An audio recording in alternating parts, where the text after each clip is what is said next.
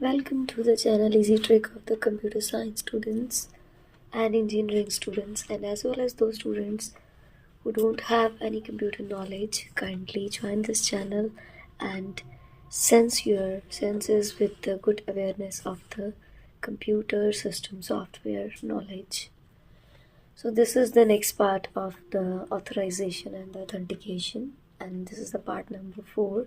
We already discussed the part number 1 with the introduction level, and the second part with the differences between the authorization and authentication, and third part is the authorization types and models.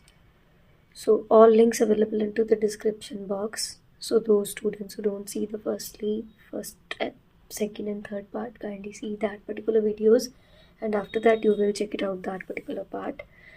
That particular part is related with the types and models of authentication.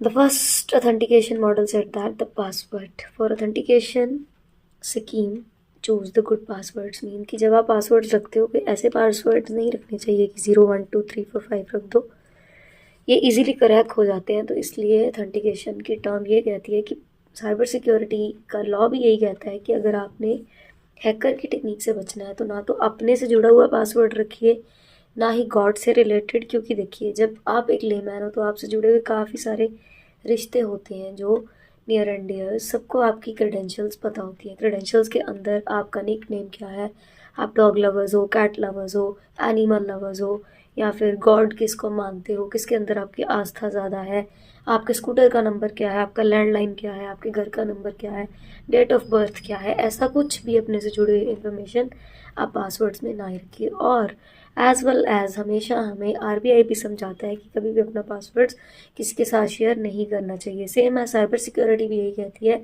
कि आप अपना passwords कभी भी किसी के साथ share ना कीजिए, और टेम्प्रेरी बेसिस के ऊपर इसको अपने माइंड में भी ना रखिए। परमानेंट बेसिस के ऊपर आप एक ऐसा पासवर्ड सेट करिए with the number of special characters and the combination of uppercase and lowercase letters. So you will enter into the particular good password in future with the special characters, uppercase and the lowercase letters. So your ID will not be hacked over any time if you choose the good password senses. Next part set the OTP. OTP means कि जब आपको कोई भी OTP आता है, आप bank की कोई ट्रांजैक्शन कर रहे हो या फिर कोई आप पैसे पे करना चाहते हो किसी को, तो ग्रांट आपने करनी है, डिवाइस आपका है, तो वाया ईमेल आएगा या फिर आपको टेक्स्ट मैसेज आएगा। टेक्स्ट मैसेज देखिए आज के एरा में लोग सोचते हैं कि टेक्स्ट मैसेज नहीं चल रहा, जिसको हम कहते हैं SMS, small mail service means, mail service means SMS, short message service. It's not a small mail service, short message service. Text message आपको जब रिसीव होता है तो आपसे एक OTP मांगा जाता है कि आप उसको चेक करके फिर आप OTP, अगर आप ट्रांजैक्शन को दे रहे हो तो उसको असेस मिलेगा, अथेंटिसिटी मिलेगी, तो अथॉरिटी उसको यस देगी। जो हमने मॉडल पहले पढ़े थे कि असेस कौन देता है, उसके ऊपर या तो रोल बेस देखा जाता है, रोल बेस चेक करेगा कि क्या रोल आप परफॉर्म कर रहे हो, अलाउ कर रहे हो या नहीं अलाउ कर रहे। इफ़ यू अलाउ दैट, तो रोल बेस्ड ये चेक करती है कि एंटिटी ने खुद अलाउ किया है, तो ये मैंडेटरी नहीं है कि मैंने ही करना है, आप अलाउ कर रहे हो तब वो रोल प्ले कर रही है। नेक्स्ट है हमारा single sign on, that is the SSO। This is the model of the authenticity.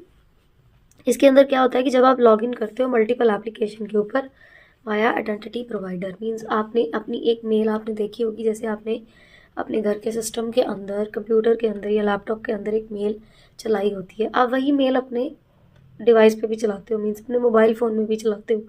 तो वो एंटिटी हिट करती है ऑपरेटिंग सिस्टम को कि ये एक्टिविटी चेक करेगी वाया मेल कि क्या ये सिंगल साइन ऑन था या मल्टीपल साइन ऑन था।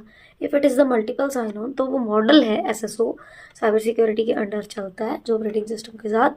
उसमें ये चेक करता है कि आइडेंटिटी प्रोवाइडर खुद चेक करेगा कि आप यस दे रहे हो या नहीं दे रहे।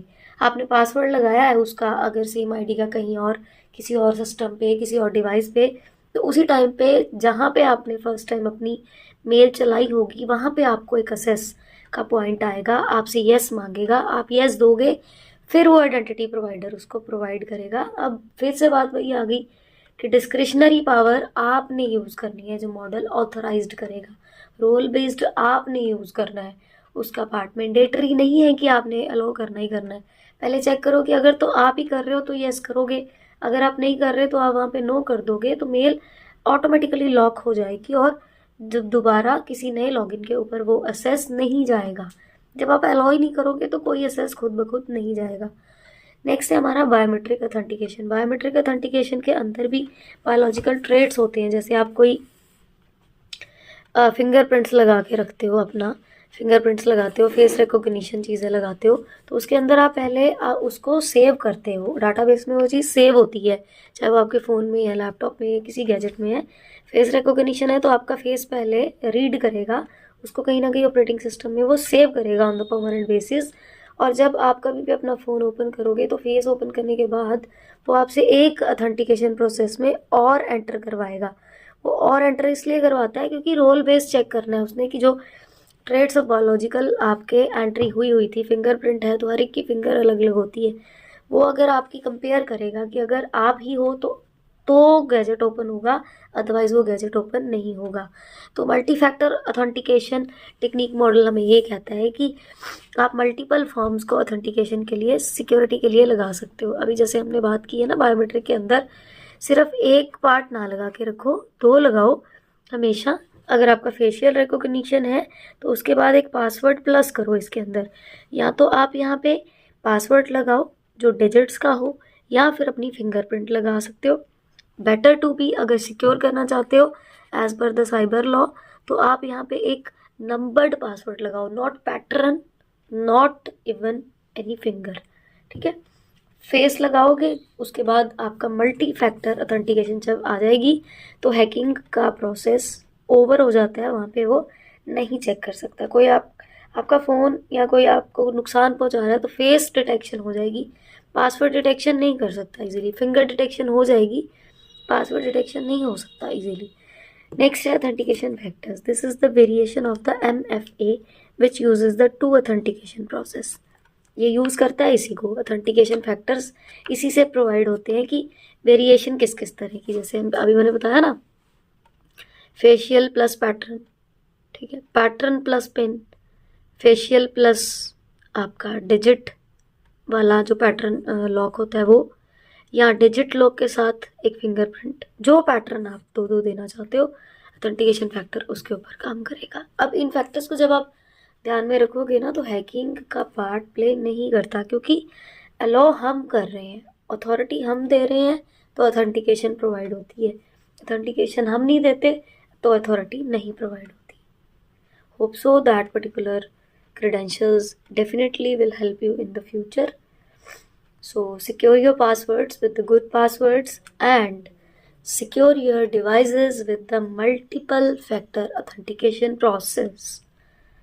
And if you have any type of question, kindly comment into the comment box. Reply will be given within the 24 hours. And if you feel that the channel is really helpful to all of you and the good knowledge spreaded into this channel, kindly share with your family and friends so all are aware with the good authenticity process and no hacking in your life, just alertness, no fear of the era.